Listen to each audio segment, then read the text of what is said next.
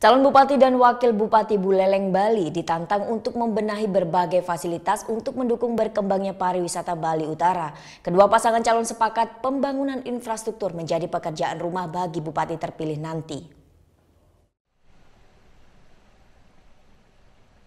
Bali yang terkenal akan keindahan alam dan seni budayanya menjadi tujuan kunjungan wisatawan mancanegara untuk berlibur. Namun, tujuan wisata di Pulau Bali berpusat di Bali Selatan seperti Denpasar, Badung, dan sekitarnya. Padahal keindahan alam Bali Utara tak kalah cantik. Ketimpangan kunjungan wisata diduga karena jauhnya akses menuju Bali Utara dari Bandara Ngurah Rai. Untuk menuju Buleleng misalnya, dibutuhkan waktu 3 jam perjalanan. Ini menjadi perhatian para pasangan calon Bupati dan Wakil Bupati Buleleng, Bali. Paslon nomor urut 1 yang maju melalui jalur perseorangan Dewa Nyoman Sukrawan dan Gede Dharma Wijaya akan membangun pariwisata di Buleleng dengan menggandeng investor luar. Pembangunan bandara internasional di Bali di Buleleng juga akan diwujudkan jika ia terpilih nanti.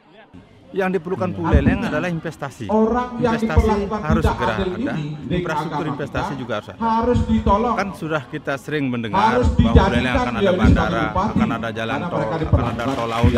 Semuanya ini wacana. Karena apa? Mungkin karena hubungan bupati dengan gubernur yang tidak nyambung. Nah, maka daripada itu kita bersama-sama.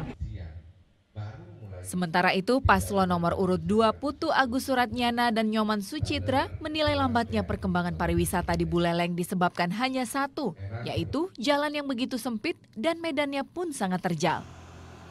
Karena itu jika terpilih nanti, ia akan membuat jalan potong di 2 lokasi.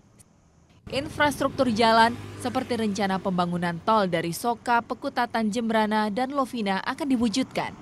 Ada rencana membangun shortcut dari Denpasar ke Singaraja secara bertahap.